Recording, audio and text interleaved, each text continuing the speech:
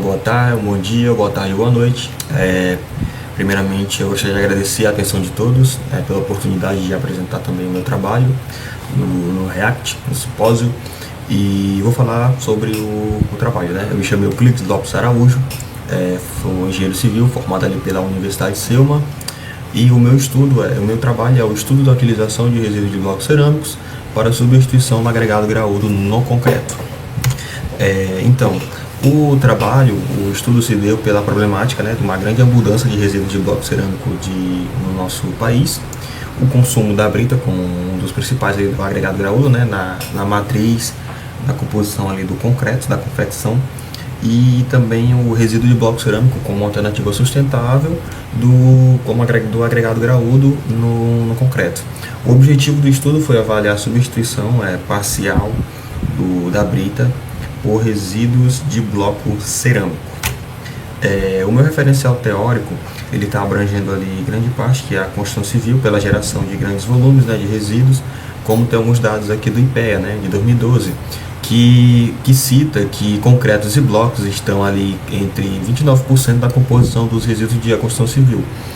Dispondo assim, digamos que blocos cerâmicos e concretos são digamos assim, tem uma grande porcentagem da composição do resíduo, de todos os resíduos da construção civil que são gerados. Outro dado importante, muito interessante, ali pela Associação Brasileira, né, a ABRECOM, sobre o quanto que os habitantes, um dado que fala sobre que em média um habitante por ano aqui no nosso país produz 500 kg de resíduo de construção civil, que é bem expressivo, né, para praticamente meia tonelada aí por habitante. Outro referencial também interessante, a BNT, eu trouxe aqui uma das principais, né, pelo menos do trabalho, que foi a NBR 9479 sobre a cura dos corpos de prova de concreto para confecção, a NBR 7211 de 2022 a respeito dos agregados para concreto, né, que fala sobre a granulometria e a composição também, e uma das mais importantes, né, que é a 618, que fala sobre projetos de estudo de concreto, que rege ali, né, a sistemática, estudos para a projeção e o projeto para com estrutura de concreto, tanto não armado e armado. E sustentabilidade, eu trouxe aqui o nosso como base referencial, né, o CONAMA, que é o Conselho Nacional do Meio Ambiente, a respeito da classificação dos resíduos da construção civil, que segundo a normativa do 307 do CONAMA, cita aqui que tem as classes A, classe B, classe C e classe D. No caso, o resíduo de bloco cerâmico, no nosso presente trabalho do estudo, está aqui dentro da classe A, né, que é agregados como tijolos, blocos, telhas sem amianto, argamassa de concreto, solos, tubos e meio-fios, que é muito interessante para a gente poder partir para o estudo, né. E, bem, a metodologia, eu resolvi aqui colocar algumas imagens, né, e a respeito de como que foi feito o nosso trabalho. Eu coloquei aqui umas imagens primeiro aqui, a gente tem da coleta, que foi se teve início, né, numa obra residencial que tem aí como base praticamente que é o nosso país, que é o quê? Que é a alvenaria de vedação, que é um dos métodos construtivos aí, se não o principal do nosso país, né, muito em função do clima, em função aí das características, questão econômica. E aí, tendo esse resíduo, a gente fez a coleta na obra. Aqui foi uma obra ali em São José do Ribamar. A gente coletou esse material, fez todo o preparo dele, tátil aqui também, que vocês podem ver na bandeja em laboratório da Universidade de Selma. Depois a gente partiu para os ensaios de granulometria e massa e densidade. Esses ensaios aqui com foco na caracterização do agregado, que era o quê? Que era obter dados e as características para que fossem mais próximas e comparar com relação ao do agregado graúdo da brita, né? E aí partindo aí para os ensaios seguintes, que foi a confecção dos CPs, dos corpos de prova, né, com os traços que a gente trabalhou, e posteriormente para o rompimento. Aí eu também coloquei aqui um fluxograma do nosso metodologia do traço, que foi baseado na ABCP por Torres, que é um método muito utilizado, né, que a gente utilizou pela associação, que foi obter o seguinte: primeiramente a gente obter a relação de água-cimento, né, definindo ali também a resistência de projeto do nosso traço, aí partindo ali para saber a quantidade, o consumo de água utilizado, o consumo de cimento, o consumo do agregado graúdo, que era a brita, o consumo do agregado miúdo, que era a areia, a obtenção do traço unitário e a dosagem dos materiais para a gente poder usar na confecção do traço dos CPs. Aqui no slide eu também coloquei algumas imagens interessantes a respeito dos ensaios que a gente fez, que foram ensaios muito importantes, que é o Chapman, né, que aproveita, que é um ensaio utilizado para obter a massa aparente, né, a massa específica aparente, também tanto para o agregado miúdo quanto para o agregado graúdo, que foi a areia, a brita do nosso ensaio.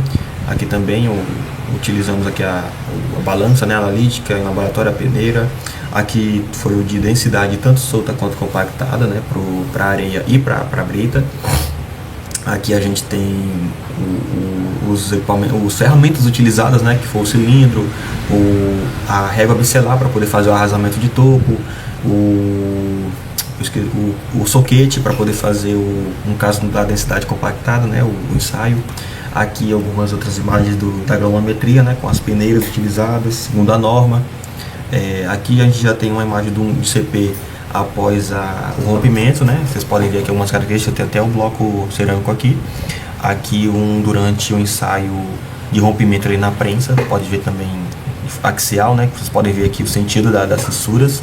E aqui pós rompimento, alguns CPs a gente colocando aqui no carrinho de mão. Aqui foi a dosagem que a gente teve dos traços após os cálculos, né, e os ensaios, o cálculo, né, para poder fazer, e confecção também nos ensaios dos traços. Aqui a gente tem um traço, foi utilizado no estudo, foi o concreto de referência, o RBC de 5%, 10% e 15%, os 3 traços com adição de bloco cerâmico. Aqui a gente tem o consumo que foi utilizado para cimento, areia, brita, água e o do resíduo de bloco cerâmico.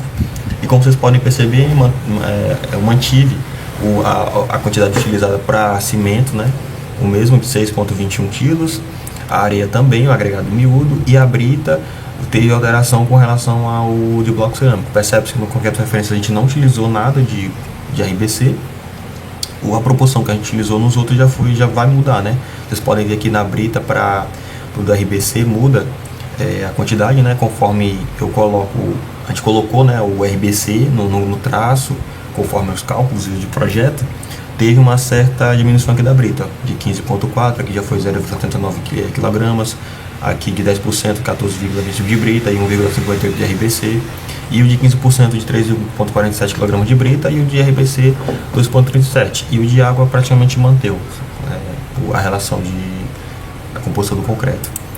Aqui na massa específica e para densidade, a gente teve aqui a quantidade de massa específica em metro cúbico que a gente obteve para areia foi 2,63, para brita 2,77. Aqui densidade solta e densidade compactada a gente não realizou do RBC, né? Os resultados eles demonstraram também que o resíduo cerâmico apresenta uma massa específica maior que menor na verdade que o da brita, né? Em função devido à sua elevada, digamos assim, porosidade, que é uma característica do resíduo de bloco cerâmico. Ele absorve mais, digamos assim, que a brita, né? Mas não ficando tão fora da faixa, né, com relação à disparidade do resultado obtido. Não tão longe, digamos assim, né, em termos de caracterização do seu uso. Aqui na granulometria também obtivemos resultados interessantes. A gente tem aqui um gráfico com a granulometria da brita e uma granulometria do RBC, né? A análise ela demonstra um comportamento semelhante, apesar de a gente ter algumas faixas aqui um pouco distantes, diferentes, né? Tanto da brita, do agregado, quanto do resíduo de bloco cerâmico, que podemos dizer assim que o comportamento ele é bem parecido quanto à acomodação do resíduo, né? Do elemento na sua composição, apesar de ser elementos distintos, né? Partindo assim da brita, digamos que de modo natural, ela é encontrada no nosso meio, e do RBC, que tipo, é um resíduo já de um material que já foi utilizado, está sendo reutilizado, digamos assim. Vocês podem ver aqui a faixa de 9,5 até o fundo, tendo uma diferença, digamos assim, considerável, né? De 78 para 88, de peneira de 4,8, tendo ali um acumulado de 93,76, aqui de 98,17, já é uma diferença bem menor. E tendo uma maior diferença aqui entre 19 e a de 12,5, vocês podem ver aqui que foi 17, já foi uma diferença, já ficou um acumulado maior na peneira de 19 do que a da brita em si. E aqui a gente tem um resultado para o rompimento, né, que a gente obteve no laboratório utilizando uma prensa hidráulica, obtendo primeiramente os resultados ali, como é que eu posso dizer, em toneladas, e depois a gente converteu pro MPa, né. Os resultados, eles demonstraram um desempenho bem, digamos, satisfatório em todos os traços. O concreto, como vocês podem ver aqui, está na legenda, eu coloquei aqui o concreto referência em marrom, o concreto de 5% em verde, o de 10%, né, de adição de RBC em amarelo e o de 15% em laranja. Aqui eu vou destacar para vocês o de 7 dias, a gente teve o concreto referência atingindo 19,2 MPa, bem assim, bem próximo de 5% aos 7 dias também, ó, vocês podem ver. O de 10% já teve 21,9, vocês podem ver um leve crescimento, e chegando aqui até os 22, pro de 15%. Já aos 14 dias, a gente pode notar que o concreto manteve, né, um certo crescimento bem tímido, de 19 para 20, porém o de adição de RBC já teve um leve salto, ó, de 26,5, o de 10% já teve 25,4, e o de 15 mantendo uma média de 25. Aos 28 dias de curo já tivemos resultados bem, digamos assim, expressivos, né? Apesar de ter um certo decréscimo aqui do concreto referência, o concreto com adição de 15%, tendo aqui 31,6 MPa, o de referência, o de 5% de adição de RBC mantendo, né, a margem, pouca diferença aqui, digamos assim, a margem de pontos, né, 31,5 MPa. Aí decaiu aqui no de 10%, de 29,4%, e manteve o comportamento de decréscimo, atingindo aqui aos 15% de RBC, 28 MPa. São resultados bem expressivos. A gente percebe-se que o de comportamento aos 28 dias teve um decréscimo, mas não ficando tão longe da margem. Vocês podem ver que a diferença da resistência obtida daqui do de 15 por de referência não é tanto, digamos assim, 2 MPa e pouco de diferença, apresentando uma resistência bem consistente, apesar do decréscimo.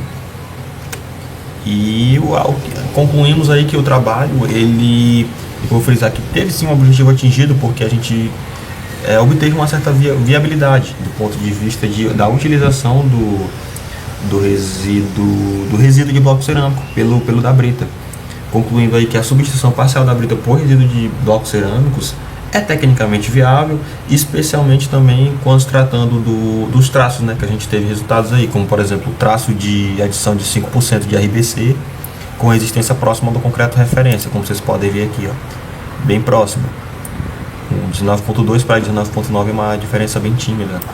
Aqui o traço com adição de 10% e 15%, ó, com resistência menores, né, daquele decréscimo, porém ainda ficaram bem próximos ao do concreto referência. Então, são resultados que apresentam um estudo muito positivo do ponto de vista do que se almejou, né, que é o uso do resíduo, né, ainda que em pequenas proporções, digamos assim, até 15%, do agregado graúdo natural utilizado na nossa matriz para a confecção do concreto armado, e podendo utilizar, digamos, o resíduo de bloco cerâmico tanto para o uso de concreto estrutural e não estrutural. E eu deixo aqui, né, friso por recomendações futuras para a utilização aí estudos futuros, né, para utilização de porcentagens maiores para o resíduo de bloco cerâmico, né, que foi utilizado como base aqui do meu estudo, para 20%, 25% e 30%, tendo em vista que é um resíduo muito abundante, né, em grande escala no nosso país, e que pode vir a produzir bons frutos aí do ponto de vista de reutilizar um resíduo que é muito abundante da nossa matriz construtiva, se tratando aqui do nosso país, né. Então é um estudo que a gente conclui que é muito promissor, que atingiu o objetivo, e que eu espero que possa gerar bons estudos futuros para ajudar na questão da sustentabilidade, né, de um resíduos que muitas vezes, tratando de um país continental como o nosso, não tem uma certa destinação. E é isso, pessoal. Eu queria agradecer a todos pela atenção, pela oportunidade de estar apresentando meu trabalho no evento. Deixo aqui meu LinkedIn, quem quiser tiver interesse em se conectar. E é isso, pessoal. Muitíssimo obrigado a todos pela atenção. E fica aqui meus agradecimentos novamente, viu? Muito obrigado e bom evento.